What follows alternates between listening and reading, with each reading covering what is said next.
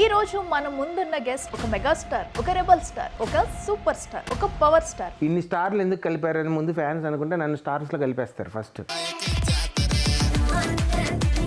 మీకు 3 పెళ్లిళ్ళు అయ్యాయని చెప్పేసి విన్నాం. మీరు అన్నట్టుగా 3 పెళ్ళిళ్ళు అయిన మాట వాస్తవే నా లైఫ్ లో. మీరు ఎక్కడున్నారు? ఒకరు నా పక్కన ఉన్నారు, ఒకరు నా పర్సులో ఉన్నారు, ఒకరు నా మనసులో ఉన్నారు. తీసి చూపించండి మీ పర్సు. పరసలేదు ఈ పంచింగ్ పలక్నామాకే పంచా. మీరు ఇతని కోసం చాలా పోరాటాలు చేసి పెళ్లి చేసుకున్నారు అనేది కూడా విన్నాము. నాకు అంత అయితే ఆయనలో కనిపించట్లేదు. మీకు ఏం కనిపించింది? ఏంటి బ్రో అంత మాట అన్నావు? అంటే ఎవరికి కనిపించింది? నాకు కనిపించింది. మళ్ళీ లేనిపోయిందని వాళ్ళు ఏదో టాలెంట్. మీరు అది అనంతపూర్లో ఉన్నప్పుడే గుర్తించారు. ఏమంటే అప్పుడు మాత్రం నేను పేషెంట్ టాలెంటే. పంచంటే ఇలా ఉండాలి. అంటే ఈయన చేసుకుంటే లైఫ్ లాంగ్ నేను ఇలా సరదాగా ఉంటాను అని అనుకున్నాను. కానీ కానీ నవ్వు ఆపుకుంటున్నావు కదరా. నాకు ఆ కానీ దగ్గర కూనీ చేసినట్టు అనిపించింది. మిమిక్రీ చేయగల టాలెంట్ ఉందని మీరు ఎప్పుడు గుర్తించుకోగలిగారు? ఎవరైనా గుర్తించారా? ఫస్ట్ టైం చేసిన వాయిస్ ఎన్టీ రామారావు గారి వాయిస్ అండి. Yeah. నా తెలుగింటి ఆడపడుచులకు, అన్నదమ్ములకు, అక్క చెల్లెళ్లకు, బిగ్ టీవీ ప్రేక్షకులకు మా హృదయపూర్వక నమస్కారాలు. ఇది చాలా బాగా చేశారు. సెకండ్ హాఫ్ కదా మామూలే. ఇది వాడిని పెళ్లి చేసుకుని వస్తుంది సార్, నేను మేజర్, నేను ఎవరినన్నా పెళ్లి చేసుకోవచ్చు అంటుంది. అక్కడ టోపీ ఉన్నా బుర్రగొక్కుని అలాంటి ఎస్ఐ ఎక్కడుంటాడు? దేనికి నో అంటాడు, వెంటనే మౌన పోరాటం. వందే మాతరం శ్రీనివాస్ విప్లవ గీతం. నేనెప్పుడు చూడని కళ్ళు నన్ను దేవుళ్ళ చూస్తున్నా. ఆ కళ్ళల్లో కన్నీళ్ళు వస్తుంటే నా కళ్ళల్లో బ్లడ్ వస్తుంది ఏంట్రా?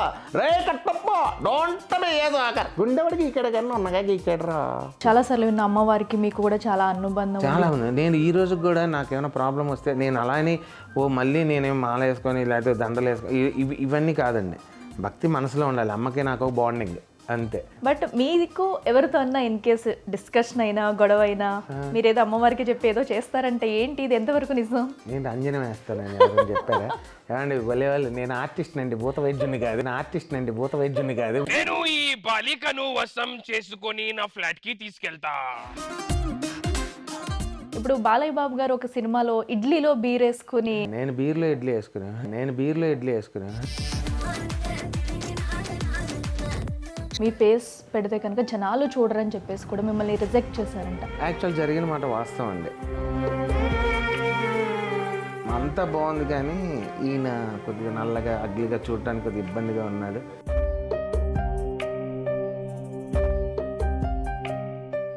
Hi hello, welcome to Big TV special chit chat.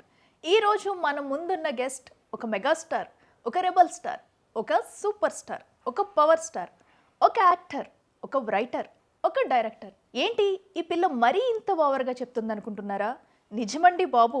ఈ రోజైతే మన ముందున్నారు జబర్దస్త్ స్టార్ శాంతి కుమార్ గారు అండ్ అతని వైఫ్ సుమబిందు గారు. హై అండి, వెల్కమ్. హాయ్.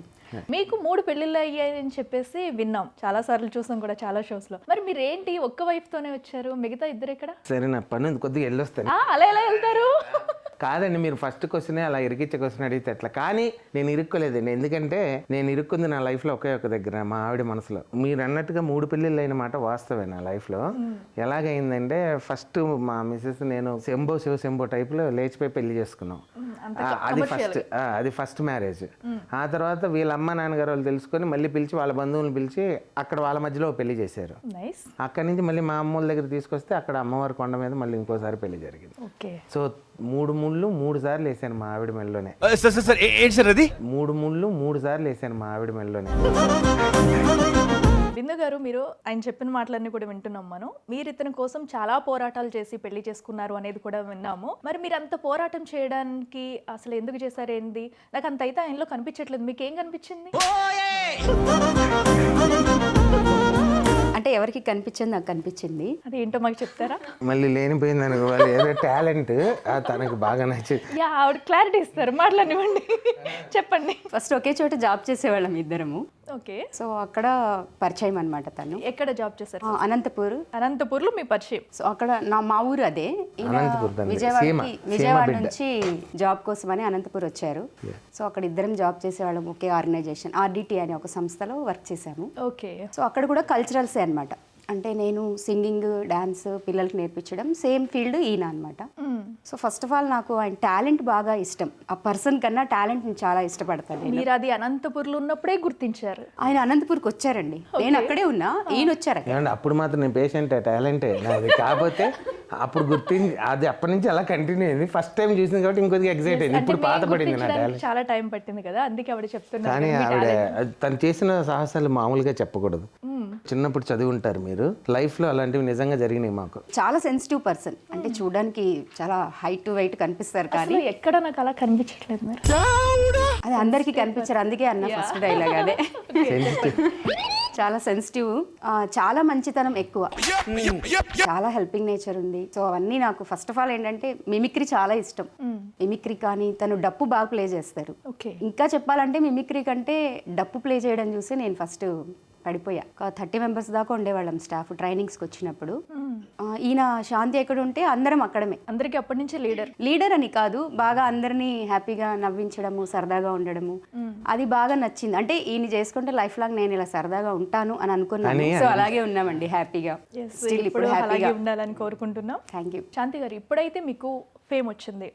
సో మరి ఇంతకు ముందు మీరు ఫేమ్లోకి రావడానికి ట్రై చేసినప్పుడు మీ టాలెంట్ని గుర్తించిన వాళ్ళు ఉండి ఎంకరేజ్ చేసిన వాళ్ళు ఉంటారు కదా, సో వాళ్ళలో ఎవరైనా ఒక 4 పేర్లు చెప్పండి. ఫస్ట్ ఆఫ్ ఆల్ మా నాన్నగారండి. సో నాన్నగారు రాసిన నాటికల్లో చైల్డ్ క్యారెక్టర్స్ ఏమైనా ఉంటే నేను వేసేవాడిని అప్పుడు. సో ఆ నాటికలు వేయటం అనేది నాకు చిన్నప్పటి నుంచి, నేను బాలనటుడుగా, నేను చైల్డ్ ఆర్టిస్ట్ 7 years 8 years నుంచే స్టేజ్ మీద చేశాను నేను ప్లేస్ నాన్నగారి నాటికల్లో. ఓకే. సో అలాగ నాకు ఫస్ట్ గురువు మా నాన్నగారు. సో నాన్న తర్వాత నేను నెక్స్ట్ నేను బాగా అభిమానించే మా గురువు గారు క్రాంతికర్ గారు అని ఉన్నారు, క్రాంతికర్ అంకుల్. ఆయన అసిస్టెంట్గా వెళ్ళేవాడిని. నేను వెళ్తూ ఉన్నప్పుడు నాకు పెద్ద పెద్ద కళాకారులు అందరూ పరిచయం అయ్యారు. ఆయన పెద్ద పెద్ద షోస్ చేసేవాళ్ళు కదా, నాకు అలా పరిచయం అవడం, వాళ్ళందరూ ఫోన్ నెంబర్లు అప్పటికే ఇప్పించుకోవడం, అలాగే ఎప్పటికైనా నేను అవుతానా లేదనే ఒక ఫీల్ ఉండేది నాకు చిన్నప్పటి నుంచి కూడా. సో అలాగా ఆయన వెనకాల వెళ్ళబట్టి నాకు మార్కెట్ అసలు ఫీల్డ్ అంటే ఎలా ఉంటుంది, ప్రోగ్రామ్స్ అంటే ఎలా ఉంటాయి అనేది తెలిసింది. ఆ తర్వాత నాకు RDT సంస్థ అనేది ఇంకా పెద్ద గురువు. ఓన్లీ మిమిక్రీ బేస్డ్ మీద నాకు జాబ్ వచ్చింది అక్కడ. కానీ అక్కడికి వెళ్ళిన తర్వాత 6 డిప్లొమాస్ నేను చేశాను యాక్చువల్గా. మిమిక్రీ, యాక్టింగ్, డప్పు, కరసాము, మ్యూజిక్, కూచిపూడి, వాట్ నాట్ అన్ని నేర్చేసుకున్నారు. సో అంటే మాకు ఆ సంస్థ, మా డ్యూటీ ఏంటంటే పిల్లలకి మేము నేర్పియాలంటే ఫస్ట్ మాకు రావాలి కదా. సో మాకు మాస్టర్స్ని పెట్టి ట్రైనింగ్ ఇప్పించేవాళ్ళు ఆ సంస్థ వాళ్ళు.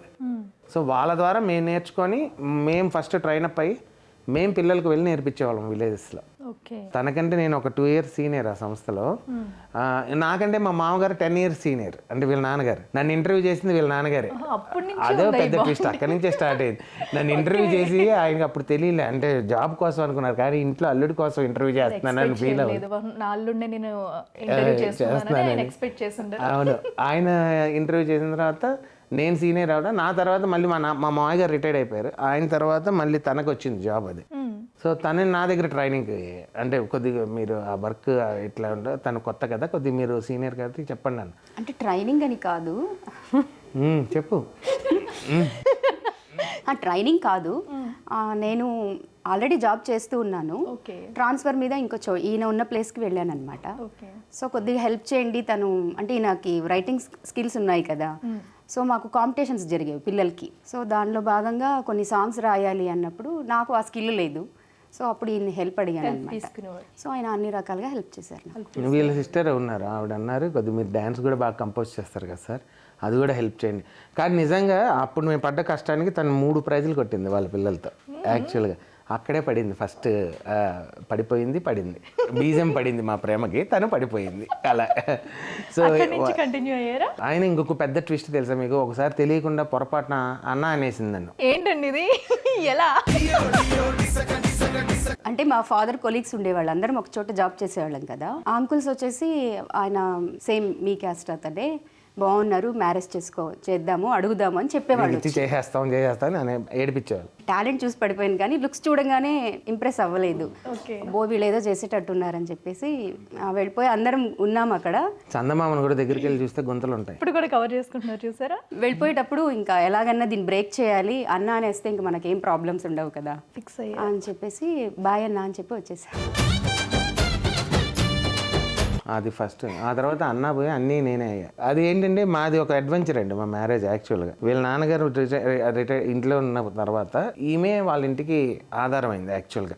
వీళ్ళ నలుగురు కూతుర్లు అనమాట. సో మా మామగారు అత్తగారికి ఇంకా నెక్స్ట్ ఆ టైంలో తిన్న శాలరీయే వాళ్ళ ఇంటికి మెయింటెనెన్స్కి ఇంకా ఉండేది, చూసుకోవాల్సిన పరిస్థితి. సో మేమిద్దరం రోజు 3 kilometers నడుచుకొని వెళ్ళేవాళ్ళం. మాకు రోజు అదొక అలవాటు. అన్నీ మాట్లాడుకుంటూ వెళ్ళేవాళ్ళం. తన ఇంటి దగ్గర డ్రాప్ చేయటం, మళ్ళీ నేను ఆటోకి రిటర్న్ వచ్చేవాడిని. వీళ్ళ నాన్నగారు తను మా ఫాదర్ ఫోక్ సింగర్. సో నాన్న నుంచి నాకు అన్ని ఫోక్ డాన్స్ కానీ ఫోక్ సింగింగ్ చిన్నప్పటి నుంచి అలవాటు అనమాట. ఇంకెక్కడ సపరేట్గా నేర్చుకోలేదు. ఇప్పుడు మీరు కూడా మంచి సింగర్ కదా. ఇప్పుడు తను ప్రొఫెషనల్ షోస్ చేస్తుంటారు బయట సింగర్. సో మా ఫాదరే నా గురువు అనమాట. సో ఇంకా అట్లా అట్లా జాయిన్ అయిపోయా జాబ్లో. ఆ తర్వాత తనకు మెల్లమెల్లగా సినిమా ఆఫర్స్ రావడం, చిన్న చిన్న సీరియల్స్ చేస్తారని చెప్పి అడగడం ఇక్కడ హైదరాబాద్కి వచ్చిన తర్వాత జరిగినాయి.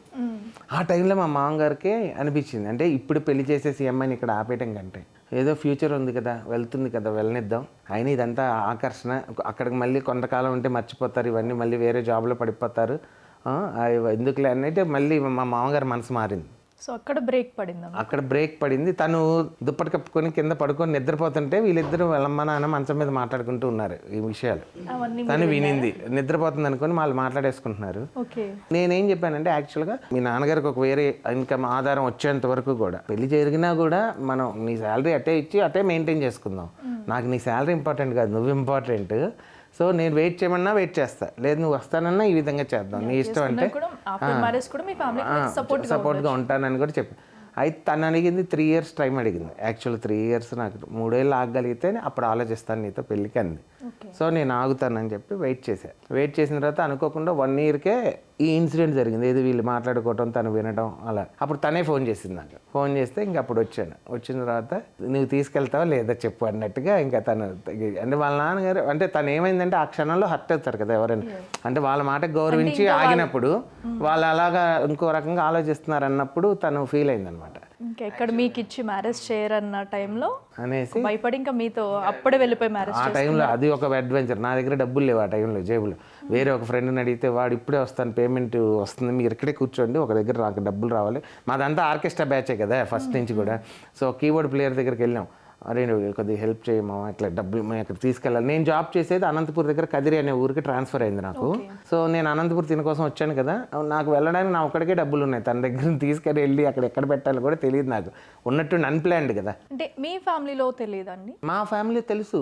నేను పెళ్లి కాకముందే మావయ్య గారు ఫుల్ సపోర్ట్. అప్పుడు మరి మీ ఇంటికి వెళ్ళలేదా మీరు వాళ్ళకి చెప్పి? పెళ్లి కాకముందే తీసుకెళ్ళాను తన్ని మా ఇంటికి. తీసుకెళ్ళి అందరికి ఇగో తిను ఫిక్స్ అయిపోవు నీ కోడలు, ఇంకా ఇది మా అందరికి ఏ వరుస అవుతుందో ఆ వరుసతో పరిచయం చేసేసాను తీసుకెళ్ళి అందరికి మా ఇంట్లో. అక్కడ వాళ్ళ ఫాదర్ తప్పని కాదు కానీ మా ఫాదర్కి అన్నీ తెలుసు. అంటే నాకు చాలా బెస్ట్ ఫ్రెండ్ ఉన్నట్టు మా ఫాదరు. సో అన్నీ షేర్ చేసేదాన్ని. వెంటనే తను ప్రపోజ్ చేయగానే వచ్చి చెప్పేయడము, ప్రతిదీ ఏది నేను దాచుకునేదాన్ని కాదనమాట. సో చిన్నప్పటి నుంచి ఆయనతో ఉండడం వల్ల నేను అమ్మ దగ్గర కంటే ఎక్కువ నాన్న దగ్గర చాలా ఫ్రీగా ఉండేదాన్ని. వన్స్ ఇలా ఎప్పుడైతే థింక్ చేస్తున్నారో అని తెలిసినప్పుడు ఇంకా వెళ్ళిపోవాల్సి వచ్చింది. బట్ వెళ్ళారు, 3 times మ్యారేజ్ చేసుకున్నారు. మళ్ళీ కామెడీ ఏంటంటే మా మామగారు వాళ్ళందరూ మా కోసం ఎతకడం స్టార్ట్ చేశారు. అంటే వెళ్ళిపోయింది కదా, తన ఇంటికి రాలేదు కదా నైట్. ఎక్కడికి వెళ్ళింది నేనేం చేశాను, మా ఫ్రెండ్తో, మాది విజయవాడ కదా, అమ్మాయిని తీసుకుని విజయవాడ వెళ్ళిపోతున్నానని చెప్పి అందరిని విజయవాడ డైవర్ట్ చేసేసా. అక్కడే స్టోరీ స్టార్ట్ చేశారా? వాళ్ళు విజయవాడ పంపించారు, వేరే ఒక జీప్లో కొంతమందిని వ్యక్తులను పంపించి విజయవాడ పంపించేశారు. నేమేమో అనంతపూర్ పక్కనే కదిరిలో ఉన్నాం. కదిరికి తీసుకెళ్ళి అదే నా అడ్డ, నేను అక్కడ జాబ్ చేసేవాడిని కాబట్టి నా సర్కిల్ అక్కడ నాకు సపోర్ట్గా ఉంటారు అనమాట కొంతమంది ప్రజలు. సో నాకు అక్కడికి ధైర్యంగా ఉంటుందని అక్కడే తీసుకెళ్ళిపోయా. అయితే మళ్ళీ తను ఫోన్ చేసేప్పటికి వాళ్ళు కూడా ఇంకా రండి, ఏం చేస్తాం 16 రోజులు పెళ్ళి అయిపోయింది, ఇంకా అన్నీ అయిపోయినాయి కానీ రండి.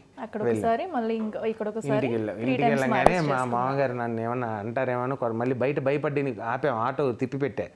అరే నువ్వు ఆటో జాగ్రత్త స్టార్ట్ చేసి పెట్టుకో, లోపల కత్తులు కటారులు ఏమన్నా తిరిగినాయి అనుకో, బండి రైట్ అంటే జంప్ అయిపోవాలి మనం ఇక్కడి నుంచి అని చెప్పా. సరే లక్కీగా ఏంటంటే హారతి ఇచ్చి లోపలికి పట్టుకెళ్ళి మా మామగారు ఒకటే డైలాగ్ ఇలా చూసి అన్నారు అంతే. ఇంకేం మాట్లాడలే నాతో కొన్ని రోజులు. మీకు అంటే నాకు సుపీరియర్ కదా మా సార్. ఆ పెళ్ళి అయిన తర్వాత కూడా దగ్గర 1 year 2 years వరకు సార్ అని అనేవాడిని. మామయ్య గారు అని వచ్చేది కదా నాకు టక్కని. చాలా బ్యూటిఫుల్ లవ్ స్టోరీ ఉన్నాము. మిమిక్రీ చేయగల టాలెంట్ ఉందని మీరు ఎప్పుడు గుర్తించుకోగలిగారు? ఎవరైనా గుర్తించారా?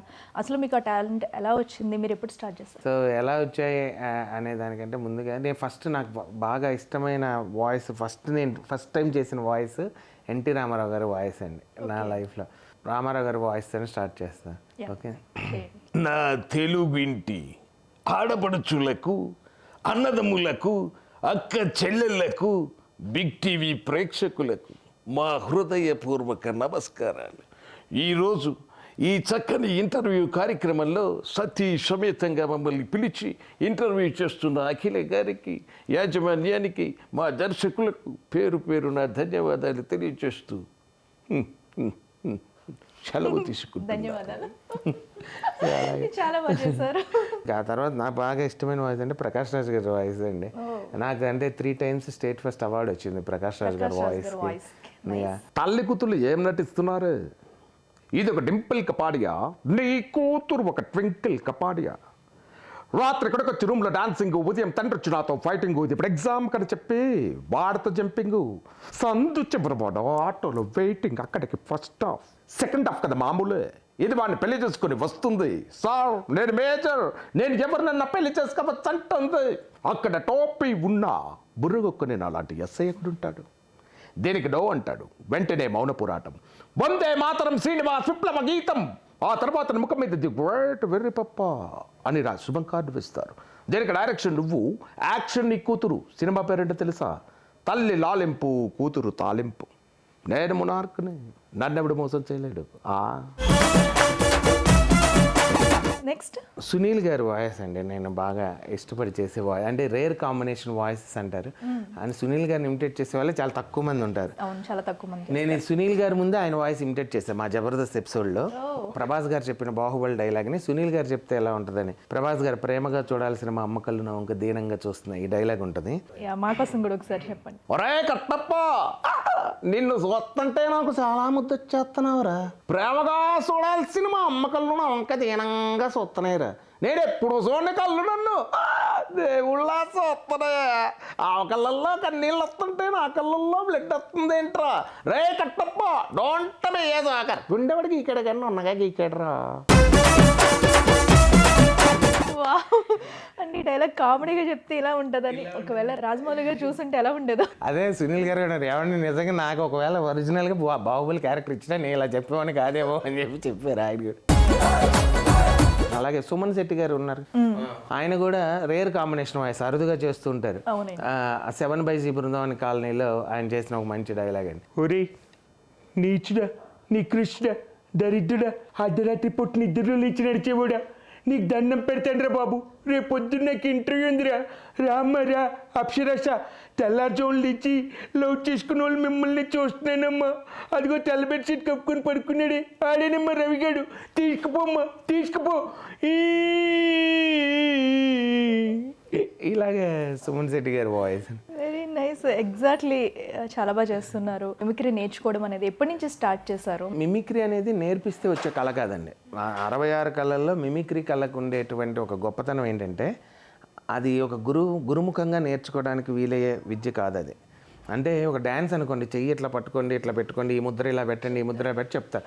బట్ గొంతులో వేలు పెట్టి చెప్పలేరు కదా. ఈ గొంతు ఇక్కడ నొక్కండి, ఇక్కడ నొక్క అంటే ఒకళ్ళని చూసి మనం ఇన్స్పైర్ అయ్యి వాళ్ళని అనుకరించి ఏకలవ్యుడి శిష్యత్వం అంటారు చూడండి, అలాంటి శిష్యత్వం చేయగలం. బట్ గురువు గారి దగ్గర ఏం నేర్చుకోవచ్చు అంటే మిమిక్రీలో స్టేజ్ మీద ఎలా బిహేవ్ చేయాలి, ఒక ఐటెంని ఎలా ప్రజెంట్ చేయాలి, సో మన వాయిస్ మీద ఎలా కేర్ తీసుకోవాలి mimicry artist, so mic sense ఎలా ఉండాలి మనకి, సో ఇలాంటి టిప్స్ చెప్తారు. కానీ గురువులు ఈ వాయిస్ ఇలా చేయండి, ఇలా చేయండి అని చెప్పడానికి వీలయ్యేటువంటి విద్య కాదు అది. మీరు ఇంత బిగ్ అచీవ్మెంట్స్ సంపాదించారు కదా, సో అయితే ఒక టైంలో కూడా ఒక ఛానల్ వాళ్ళు మీ ఫేస్ పెడితే కనుక జనాలు చూడరని చెప్పేసి కూడా మిమ్మల్ని రిజెక్ట్ చేశారంట. అది మాత్రం నా లైఫ్లో అందరూ అనుకుంటారు పెద్ద అవమానంగా ఫీల్ అవుతారు, కానీ నేనైతే ఒక స్టెప్పింగ్ స్టోన్గా ఫీల్ అవుతున్నాను. ఎందుకంటే యాక్చువల్ జరిగిన మాట వాస్తవం అండి. ఆ ఆర్ట్ని నమ్ముకొని నేను బెటర్ లైఫ్ కోసం అంటే ఇంకొద్దిగా మనం ఈ టైంలో సెటిల్ అవ్వాలి లైఫ్లో అని చెప్పేసి మేము నెల్లూరు వచ్చాం. నెల్లూరులో ఉంటూ నెల్లూరులో ఓన్గా ఈవెంట్స్ స్టార్ట్ చేసాం అనమాట, కల్చరల్ ఈవెంట్స్. ఆ తర్వాత అక్కడ షోస్ చేస్తూ నెల్లూరులో మేము ఉండేవాళ్ళం. అప్పుడు నాకు వేరే ఒక ఛానల్లో ఒక షో వచ్చాము. ఆ షోలో మేము విన్నర్ అయిన తర్వాత మమ్మల్ని తీసుకొచ్చారు. అప్పుడు అన్నారనమాట, మీరు ఇక్కడికి వచ్చేస్తే మీరు ఎక్కడో దూరంగా ఉండి మీరు ఇక్కడికి వచ్చే లోపల మీ ఆపర్చునిటీస్ వేరే వాళ్ళకి వెళ్ళిపోతాయండి. ఇక్కడ ఉండి ప్రయత్నం చేస్తూ మీరు రెగ్యులర్గా ఇక్కడ ఫీల్డ్లో సెటిల్ అవ్వాలనుకుంటే ఇక్కడ ఉంటే అవుతుంది, కానీ ఎక్కడో ఉండి ఇక్కడ చేయాలంటే కష్టం. మీరు వస్తే అవకాశాలు ఇస్తాం అన్నట్టుగా వేరే వాళ్ళు ఒకరు ప్రామిస్ చేశారు నాకు. ఆయన నమ్ముకొని మేము అక్కడ ఉన్న ఈవెంట్స్ ప్రోగ్రామ్స్ వదులుకొని ఫ్యామిలీతో వచ్చేసాను నేను. ఎందుకంటే ఇక్కడ మళ్ళీ నేను సింగిల్గా రూమ్ తీసుకుని నాకు ఇక్కడ రెంట్ అక్కడ రెంట్, ఇక్కడ నా మెయింటెనెన్స్ అక్కడ మెయింటెనెన్స్ అంటే డబల్ అయిపోతుంది. సో కాబట్టి కష్టం నష్టం మనం ఒక దగ్గరికి వెళ్ళి ఉందామని చెప్పేసి ఫ్యామిలీని తీసుకుని వచ్చేసిన తర్వాత మమ్మల్ని పెడతామన్న ఒక సీరియల్, కామెడీ సీరియల్ ఒకటి స్టార్ట్ చేస్తున్నాం అని చెప్పి తీశారు. పైలట్ ఎపిసోడ్స్ చేయాలన్నారు. ఆ పైలట్ ఎపిసోడ్స్ కోసం అని 2 ఎపిసోడ్లు తీసిన తర్వాత అంతా బాగుంది, కానీ ఈయన కొద్దిగా నల్లగా అగ్లీగా చూడటానికి కొద్దిగా ఇబ్బందిగా ఉన్నాడు, కొద్దిగా స్క్రీన్ మీద కొడతా ఉన్నాడు. ఎందుకు వచ్చింది, ఆయన ఒక్కడిని రిజెక్ట్ చేసి మిగిలిన వాళ్ళతో మీరు మిగిలిన వాళ్ళని చూడండి అని చెప్పి ఆ ఛానల్ వాళ్ళు చెప్పారట. చెప్పిన తర్వాత వాళ్ళు నాతో అలా చెప్తే ఫీల్ అవుతాను నేను అని చెప్పేసి, సార్ మనది అవ్వలేదు, నేను ఇంకోటి నెక్స్ట్ టైం ఉంటే మళ్ళీ చెప్తాను, మీరు వెళ్ళరండి అని అన్నారు. ఇంకా నాతో పాటు పనిచేసే కొలీగ్స్ అందరూ, ఆ సీరియల్లో సెలెక్ట్ అయిన వాళ్ళందరూ నా ఫ్రెండ్స్ ఉన్నారు చాలామంది. వాళ్ళు నేను వెళ్ళిపోయిన తర్వాత మాట్లాడుకున్న విషయం ఏంటంటే, నాతో చెప్పడం ఏంటంటే, ఇలా అనుకొని నిన్ను రిజెక్ట్ చేశారట, నువ్వు ఆ స్క్రీన్ మీద బాగోవు అన్న విషయంతో నేను రిజెక్ట్ చేశారంట అని అన్నారు. అప్పుడు చాలా ఫీల్ అయ్యారు. అదే కామెడీకి గ్లామర్కి పనే ఉందండి. కామెడీకి యాక్చువల్గా ఇప్పుడు ఒక వడివేలు గారు కానీ బాబు మోహన్ గారు కానీ, అంటే వాళ్ళకి కించపరచడం కాదు, వాళ్ళు అద్భుతమైన గ్లామర్ అని కాదు, హాస్యాన్ని మనం ఎదుటి వాళ్ళని నవ్వించగలిగే టాలెంట్ మనలో ఉంటే సరిపోద్దు, కానీ దానికి గ్లామర్ అది మన టాలెంటే మన గ్లామర్ యాక్చువల్గా. సో దానికి గ్లామర్ ఏంటని చాలా ఫీల్ అయ్యాను నేను. ఇంటికి వచ్చి ఫీల్ అయ్యి మేము బాధపడిన, నేను ఒక దశలో అయితే మా ఆవిడ ఒళ్ళో పడుకొని ఏడ్ చేసే. మంచిగా ఈవెంట్స్ చేసుకుంటూ మనం హ్యాపీగా ఉండేవాళ్ళం. రాంగ్ స్టెప్ వేసి అన్నీ వదిలేసి హైదరాబాద్ వచ్చామా, ఇలా అయింది ఏంటి రాగానే అనేసి చాలా ఫీల్ అయితే, ఏం కాదు ఇప్పుడు మనం ఈవెంట్స్ చేసి అంతో ఇంతో సంపాదించుకున్నాం. సో మనం ఒక 1 year వరకు అయితే మెయింటెనెన్స్ అవుతాం, ఏ ప్రోగ్రామ్ లేకపోయినా 1 year వరకు అయితే మెయింటెనెన్స్ అవుతాం. ఈ 1 year నువ్వు సిన్సియర్గా ట్రై చేయి. ఆ 1 year అవ్వలేదా, మళ్ళీ మనం నెల్లూరు గూడూరు వెళ్ళిపోయి మన షోస్ మనం చేసుకుందాం. మనకు ఆ టైంలో మిమ్మల్ని అలా గైడ్ చేయడం చాలా గ్రేట్. నిజంగా నిలదొక్కుని ప్రయత్నం చేశాను, సిన్సియర్గా ట్రై చేశాను. ఆ తర్వాత షోస్ కూడా నాకు మెయిన్ ఈవెంట్స్ నాకు ఫస్ట్ నుంచి కూడా అలవాటు, చెప్పాను కదా 32 years నుంచి నాది అదే ఫీల్డ్. సో ఒక ప్రోగ్రామ్కి వెళ్ళినప్పుడు అనుకోకుండా రాకెట్ రాఘవ్ గారు ఆ షోలో నన్ను చూశారు. ఆయన చూసి మీరేంటి ఇలాగా అంటే ఇంత టాలెంట్ పెట్టుకుని ఇట్లా అయిపోయారు ఏంటి సార్ అసలు ఇంత అంటే, ఒక షోలో వాళ్ళు జబర్దస్త్ నుంచి స్కిట్స్ చేయడానికి వచ్చారు, నేను మిమిక్రీ చేయడానికి వెళ్ళాను. ఓకే, అలాగా ఒక షోలో కలిసాం. ఒక 3 రోజులు కలిసి జర్నీ చేయాల్సి వచ్చింది, కంటిన్యూ షోస్ ఉండడం వల్ల. ఆ 3 రోజుల్లో నా మాట తీరు, నా మంచిదనం ఏం నచ్చిందో మరి ఆయన ఇంప్రెస్ అయ్యారు, గుర్తించి స్టేజ్ మీద నా పెర్ఫార్మెన్స్ కూడా చూసి అప్పుడు ఆయన అన్నారన్నమాట, ఒకసారి డైరెక్టర్ గారు వాళ్ళకి పరిచయం చేస్తాను, మీరు ఒకసారి మళ్ళీ ఆఫీస్కి రండి అని చెప్పేసి అని రమ్మంటాం. అలాగ మళ్ళీ వెళ్దాం. అక్కడ డైరెక్టర్స్ వాళ్ళు కూడా ఏదో రాఘవ్ గారు చెప్పారని తీసుకోలేదు, వెంటనే నాకు ఒక ఆడిషన్ లాగా పెట్టి దాంట్లో కూడా నేను చేయగలిగితేనే తీసుకొని, ఇంకా రాఘవ్ గారు తీసుకొచ్చారు కాబట్టి ఆయన టీంలోనే కంటిన్యూ చేయమని చెప్పేసి అలా పెట్టి, అక్కడ కూడా నాకు టాస్క్ మళ్ళీ ఒక 2 షెడ్యూల్ చూడండి ఈయన సింక్ అవుతుంది అంటే, ఇండివిజువల్గా ఆయన మంచి ఆర్టిస్ట్, బట్ స్కిట్ అనేది గ్రూప్లో సింక్ అవ్వాలి మనం వాళ్ళతో. సో ఆ టైమింగ్ అవన్నీ సింక్ అవుతున్నాయి లేదో ఒకసారి చూసుకొని మీరు ఓకే అనుకుంటే కంటిన్యూ చేయండి అని చెప్పేసి చెప్పడం జరిగింది. అలా రాఘవ్ గారు నన్ను తన టీంలోకి చేర్చుకున్నారు. ఆ చేర్చుకోవడం 2015లో మొదలైంది. ఈరోజు 2024 వరకు 9 సంవత్సరాల నుంచి కంటిన్యూగా జబర్దస్త్లోనే ఉంటూ, జబర్దస్త్లోనే మళ్ళీ నేను ఒక జబర్దస్త్ ఎక్స్ట్రా జబర్దస్త్ రెండిట్లో యాక్ట్ చేస్తూ, ఎక్స్ట్రా జబర్దస్త్లో ఇంకొక వ్యక్తితో పాటు కంటెస్టెంట్గా చేస్తూ సక్సెస్ అని ఉండేవాడు టీం లీడర్, ఆయన టీంలో కంటెస్టెంట్గా చేస్తూ అతనితోనే టీం లీడర్ అయ్యా అదే టీంకి. ఈ టీంలో ఉంచి ఉండగానే నేనేంటంటే మనం ఒక దగ్గర ఆగిపోకూడదు, రిలాక్స్ అవ్వకూడదు ఎప్పుడు కూడా. మనది ఆర్ట్ ఫీల్డ్ అనేది కంటిన్యూస్ ప్రాసెస్, ఎందుకంటే ఒక సెటిల్ ఫేజ్లోనే మనం సెటిల్ అవ్వాలి లైఫ్లో. ఒక మంచి స్టోరీ రాసుకున్నాను. అక్కడి నుంచి రైటర్ బయటకు వచ్చారా మీలోంచి? రైటర్ ఉన్నాడు, నేను జబర్దస్త్లో కూడా మా స్కిట్స్, ఆ తర్వాత చాలా ఈవెంట్స్ రాశాను నేను జబర్దస్త్లో, నా టైటిల్స్లో కూడా నా పేరు పడుతుంది. ఇప్పటి వరకు నా కలం కామెడీగానే పనిచేసింది. సో ఇప్పుడు ఒక కథ మీద పనిచేస్తుంది. ఆ కథలో ఆల్ ఎమోషన్స్ ఉంటాయి. ఒక ప్రొడ్యూసర్ గారు దొరికారు, నంద్యాల సార్ది ఎల్లాల బాబు గారు అని. ఆయన నా కథ విని సినిమా నాకు నచ్చింది నేను చేస్తానని చెప్పి ముందుకు రావడంతో ఒక ఆర్టిస్ట్గా ఉండి, ఒక మిమిక్రీ ఆర్టిస్ట్ అయ్యి ఆర్టిస్ట్ టీమ్ లీడర్గా వచ్చి టీమ్ లీడర్ నుంచి మళ్ళీ నేను డైరెక్షన్ వైపు రావచ్చు. అలాగే ఒక సినిమాకి డైరెక్షన్ చేసే సాయి కుమార్ గారు, ఆదిత్య ఓం గారు వీళ్ళందరితో ఒక మంచి సినిమా నాతో నేను అని ఒక మూవీ. అయితే ఏది కూడా అచీవ్మెంట్ అనేది ఈ సైజులో ఉంటుంది, ఇంత లెవెల్లో ఉంటుంది అనేది ఉండదండి. మన అది కంటిన్యూస్ ప్రాసెస్ ఇది అనమాట మన లైఫ్లో చనిపోయే వరకు. సో ఇంకా అచీవ్ కావాల్సినవి చాలా ఉన్నాయి, అందులో ఇదొకటి. మీ మిమిక్రీ వినేసాము, మరి బిందు గారు పాట కూడా వినాలి కదా. ఎలా ఎలా ఎలా ఎలా ఎలా తెలుపను ఎదలోని ప్రేమను మృదువైన మాటను ఎలా ఎలా ఎలా ఎలా ఎలా తెలుపను ఎదలోని ప్రేమను మృదువైన మాటను గాలిలోన వేలితోటి రాసి చూపనా నేల మీద సిక్కు మొక్కు వేసి చూపనా వాలు జడల కాగితాన విరజాజుల అక్షరాలు ఏర్చి కూర్చి చూపనా ఎలా ఎలా ఎలా ఎలా ఎలా తెలుపను ఎదలోని ప్రేమను మృదువైన మాటను.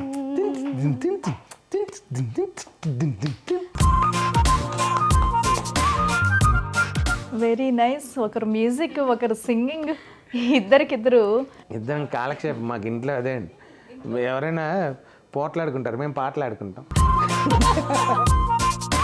ఓకే బిందు గారు, ఇప్పుడు మనం బయట చూస్తున్నాం శాంతి గారు ఎలా ఉంటారు, ఎలా ఎంటర్టైన్ చేస్తున్నారు అనేది కూడా. ఇంట్లో ఎలా ఉంటారు ఆయన? ఇంట్లో కూడా బయట ఎలా ఉంటారో సేమ్ అలాగే ఉంటారండి. అంతేనా? అంటే ఫ్యామిలీ మ్యాటర్స్ ఏవి మాట్లాడుకోము, ఆ డిస్కషన్స్ ఏమీ ఉండవు అనమాట. ఎప్పుడు చూసినా ఈ పాట, ఈ స్టోరీ, ఈ మిమిక్రీ, ఈ ప్రోగ్రామ్స్, నెక్స్ట్ ఫ్యూచర్లో ఎలా మనం నెక్స్ట్ స్టెప్ ఇంకా బెటర్మెంట్ ఇంకా ఎట్లా వెళ్ళాలి, ఎప్పుడు ఇవే థాట్స్, ఇవే మాటలే ఉంటాయి ఇంట్లో కూడా. మ్యారేజ్ అయిన కొత్తలోనే ఫిక్స్ చేసేసుకొని పెట్టుకున్నాం.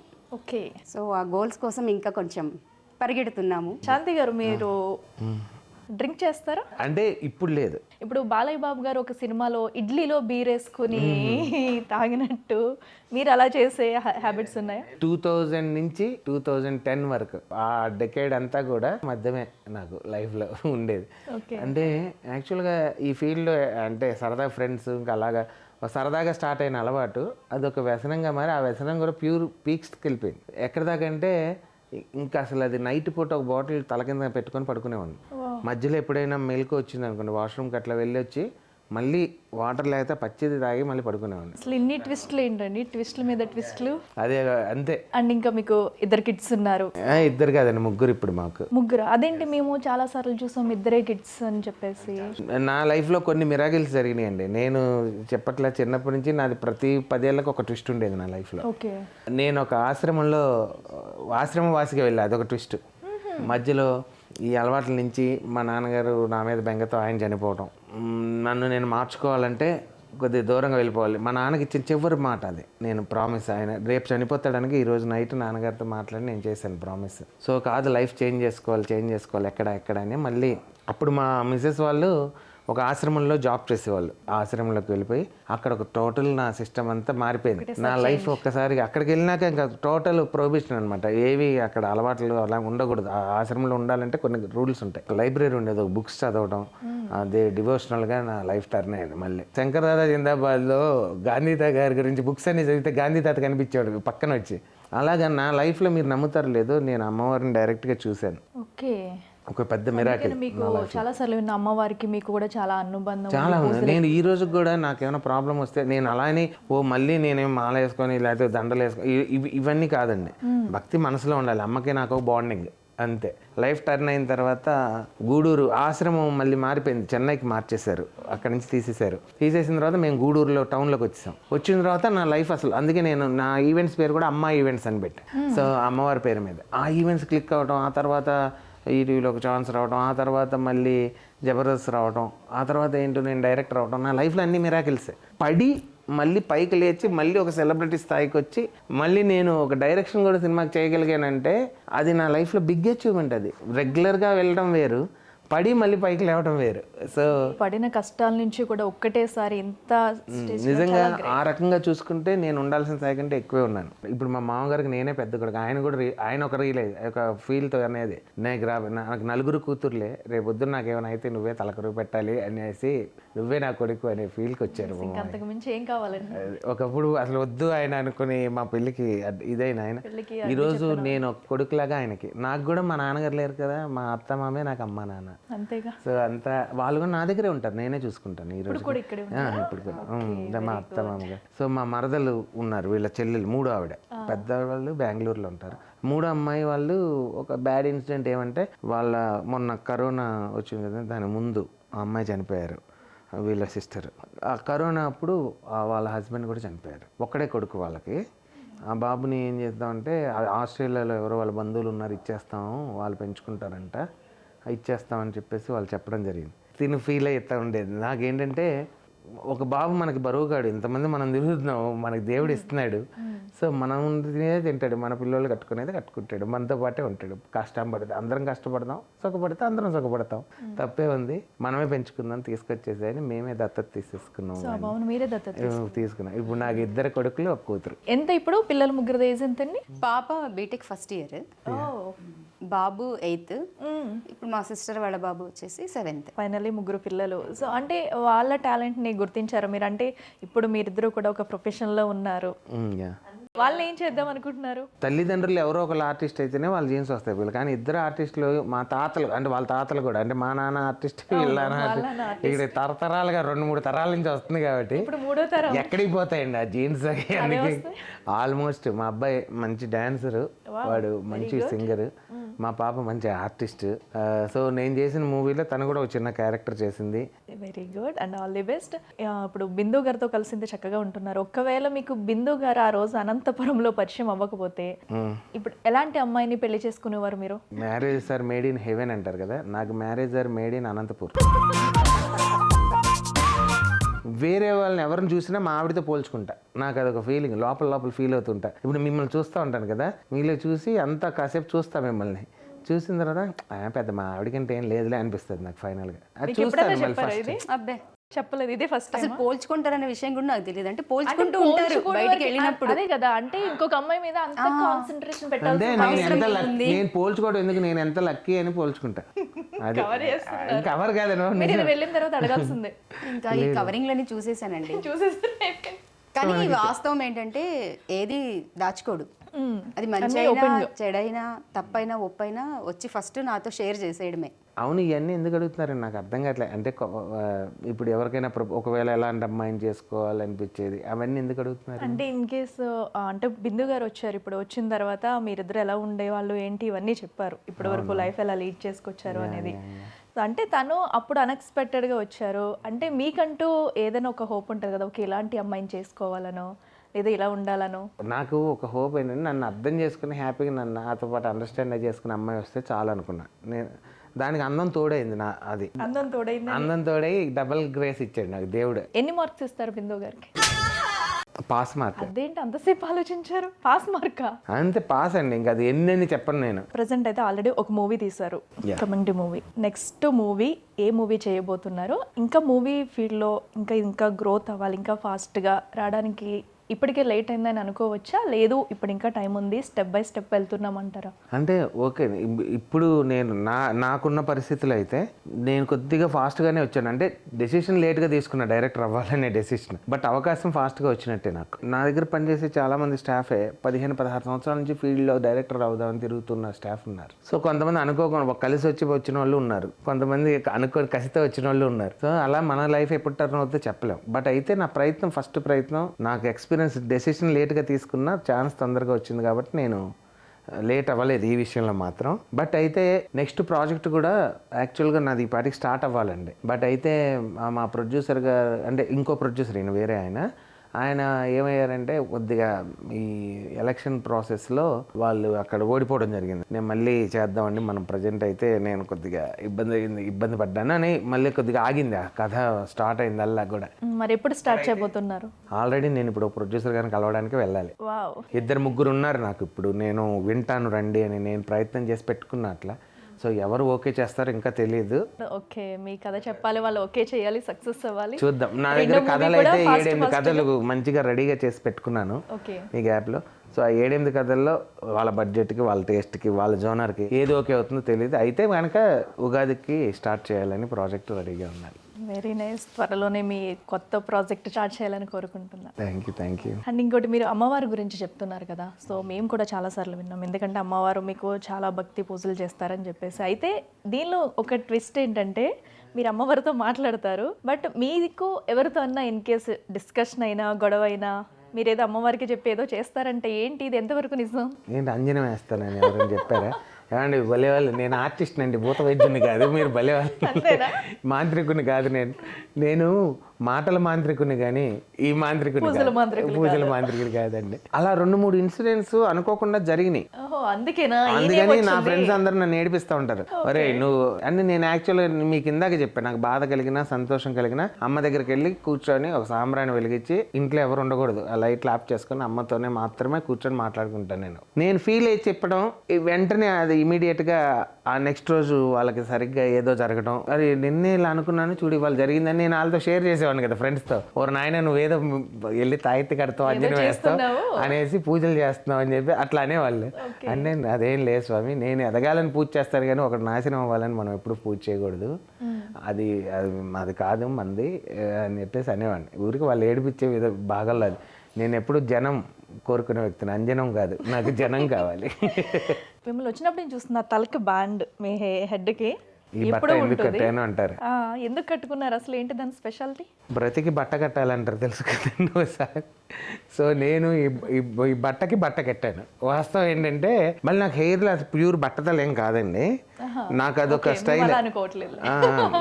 మళ్ళీ జుట్టు లేక మళ్ళీ బట్ట కట్టాను అనుకుని ఉంటాను. ఓకే, ఎవరు అనుకోవద్దు, ఫుల్గా జుట్టు ఉంది. ఫుల్గా లేదు, పలచగా జుట్టు ఉంది.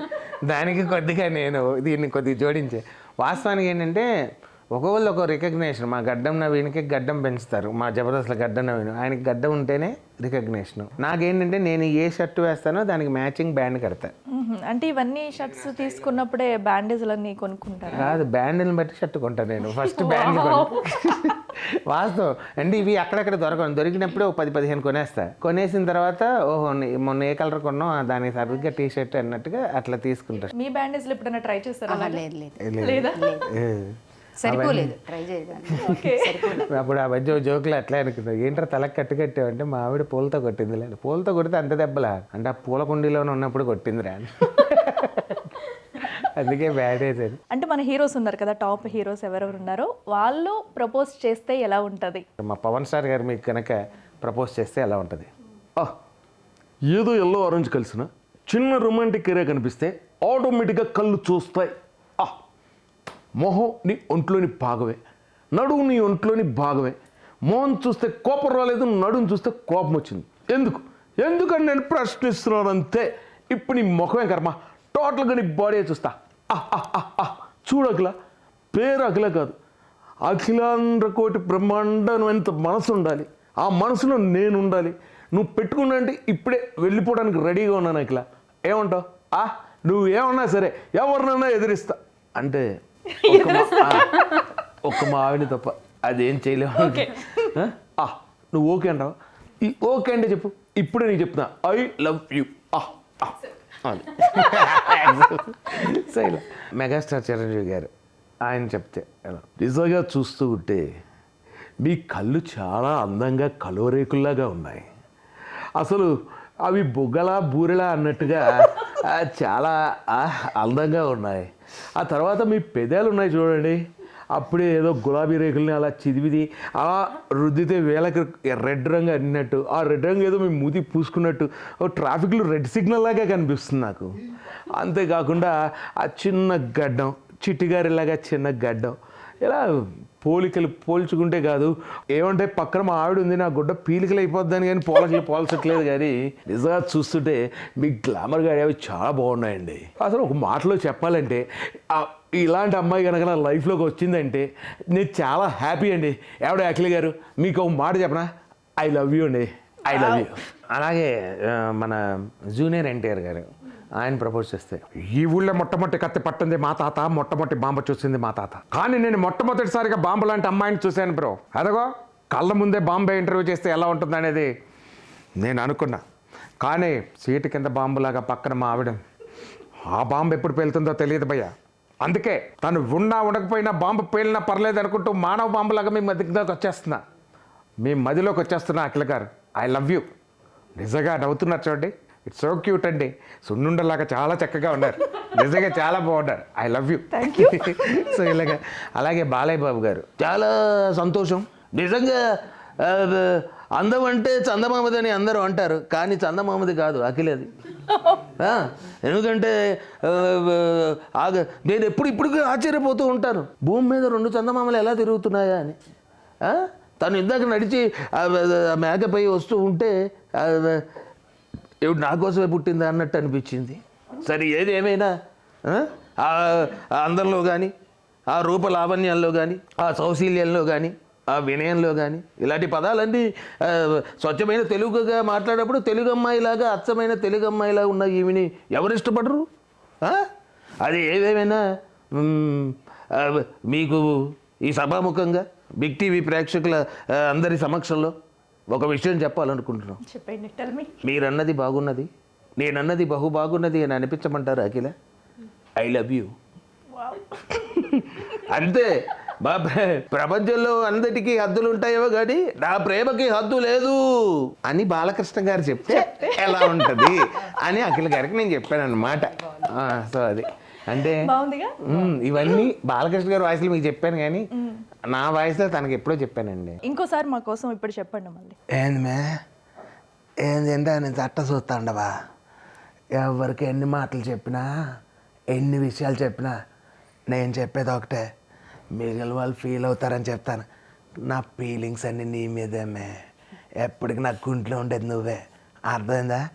ఏ పుష్పగాడు తగ్గేదేలే, నీ మీద నాకు ప్రేమ కూడా తగ్గేదేలే, ఎప్పటికది అలాగే ఉంటుందమ్మా.